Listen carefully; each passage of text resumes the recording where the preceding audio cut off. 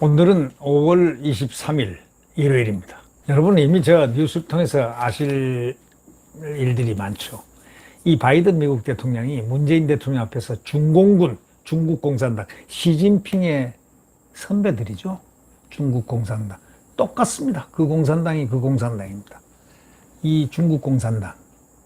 시진핑은 공산당의 지금 우두머리죠. 이 시진핑 주석의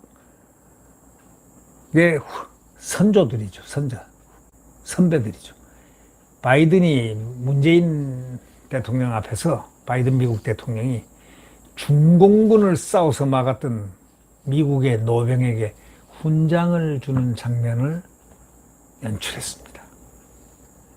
그 앞에서 또 바이든 대통령, 그 다음에 훈장 받은 피커 대령, 그 다음에 문재인 함께 앉아서 사진까지 찍었습니다.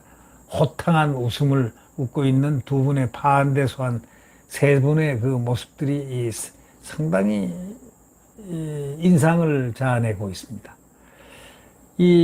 어떻게 해서 문재인 대통령이 이게 시진핑이 봤다면 그냥 뒤로 자빠질 그런 사진까지 내놨습니다. 이 1950년 백선엽 장군의 국군 1사단이 평양에 입성한 겁니다. 백선엽 장군은 6.25 영웅입니다. 그날 이 펑더파이 중공군 주력이 압록강을 건넜습니다. 그런데 중공군 참전 기념일은 25일입니다. 국군을 상대로 첫 승리를 거둔 날을 기념일로 삼았습니다. 당시 미군 일부 병력도 중공군과 교전했지만 유엔군 사령부는 소규모 중공군이 도강한 줄 알았는데 그게 아니었습니다. 메가더는 중공을 너무 얕봤었습니다. 그때 중공군이 18만이나 되는 그 병력을 몰고 와서 청천강에서 북진하려던 국군과 미군을 공격했습니다. 대장정과 국국내전, 항일전쟁에서 단련된 군대가 바로 누구냐? 중공군이었습니다. 산악이라든가 야간 전투, 이동, 매복, 침투, 이런 거에 대해서 아주 훈련이 잘 된 중공군. 몸에 밴 그런 중공군이었습니다. 밤에 담뱃불 하나도 안 들킬 정도로 군기가 아주 센 중공군. 결국 이런 중군과 처음 맞닥뜨린 아군이 크게 당황을 했던 것은 틀림없습니다. 야음을 틈타 무전기 대신에 피리 나팔로 공격 신호를 보내면서 사방에서 밀려드니 공포스러웠을 것이란 것은 우리가 짐작할 수 있지 않겠습니까? 당시에 그 모택동 한국군, 모택동은 한국군을 집중 공격하라고 했습니다. 지금 이 만물상에 이 글을 쓰고 있는 이 글은 바이든이 문재인 앞에서 중공군을 막은 노병에게 훈장을 주고 있는 모습을 문재인 대통령과 같이 파한대소하고 있고 거기에 참여시켰다는 것. 이것이 상당히 의미가 있는 일이라는 그런 뜻의 글을 지금 게재하고 있는 것입니다. 그러니까 결국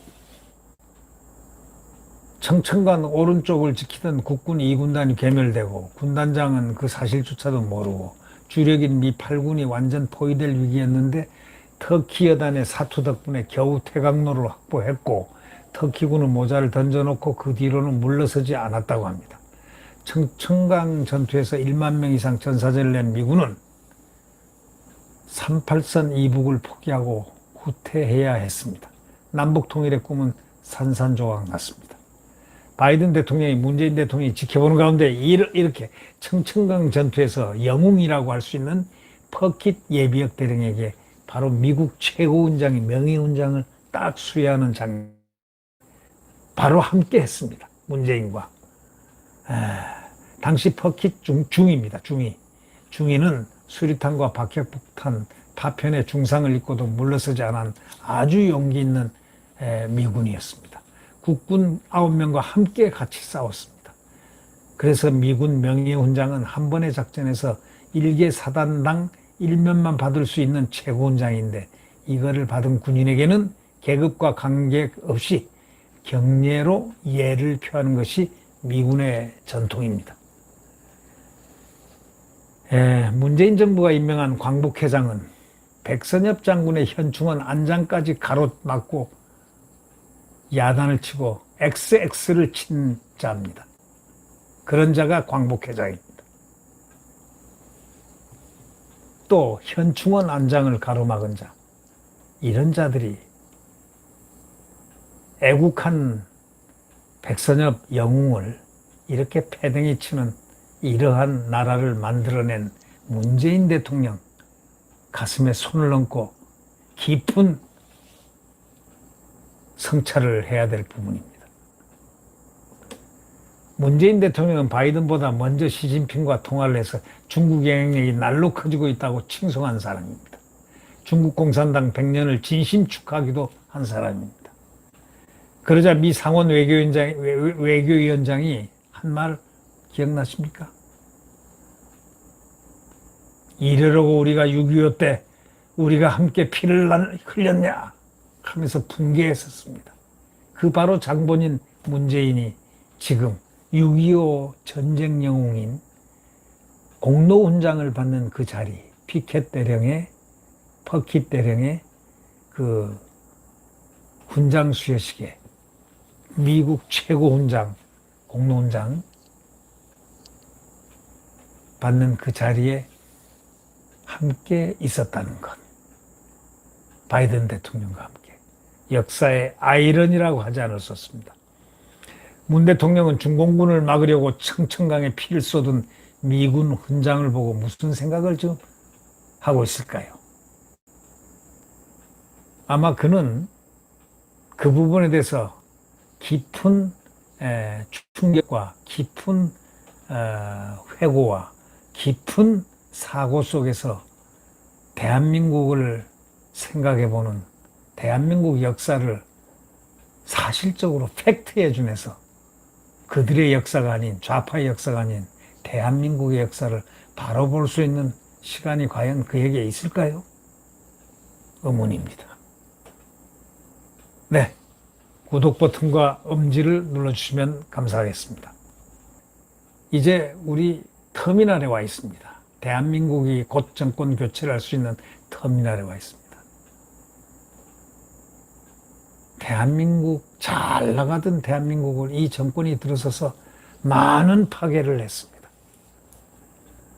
정말 있을 수 없는 파괴.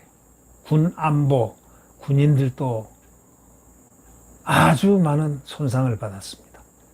옛날에 강군이 지금은 약군의 약군이 되어 있습니다. 이 모든 걸 다시 회복시켜야 됩니다. 그러기 위해서 정권 교체밖에 없습니다. 이 정부에는 믿을 게 없습니다. 이제 이 정부는 신뢰할 정부가 아닙니다. 이미 지난 4년을 눈물겨운 분노로 가슴을 쓸어내린 게 한두 번입니다. 이 정권을 반드시 심판하고 그리고 교체를 해야 됩니다. 그러기 위해서 야권 단일화 불과 이제 7, 8개월도 남지 않았습니다. 야권은 반드시 단일화해요. 그러나 좋은 후보들이 많습니다. 자, 지금까지 모인 후보들. 윤석열, 홍준표, 또 원희룡, 또 최재형도 거론되고 있고. 자, 또 많은 분들이 나올 것입니다. 나오면 결국 이들이 경선을 통해서 단일 후보로서 반드시 야권 단일화로서 정권 교체를 해야 됩니다. 야권 단일화를 방해하는 사람이 있다면 그 사람은 바로 역적이라고, 대한민국 헌법의 역적이라고 볼 수밖에 없습니다. 그렇게 단정하고 규정해야 될 거 아니겠습니까? 그런데 이렇게 중요한 지금 정권 교체의 프레임을 짜야 될, 소위 플랫폼을 짜야 될 국민의힘당이 무슨 초선도 나와서 당권, 무슨 여성 초선도 나와서 당권, 이준석이라는 사람도 나와서 당권 하고 해대고 있으니 장이 좀 별로 아름답게 보이진 않습니다. 과연 국민의힘 당 플랫폼이 될 수 있을까요? 많은 의문이 되는 이 지경입니다. 그러나 한두 달 내로 빨리 이 점을 극복해 나가야 됩니다. 네. N분지1로 각 정당들이 자유민주주의 정당, 소위 말하는 야권 정당들이 N분지1로 서로 양보하면서 야권 단일화를 이룩해 나가야 하는 그런 시간이 가장 소중한 시간이 될 것 같은 그런 느낌이 많이 듭니다. 네. 여러분, 안녕히 계십시오.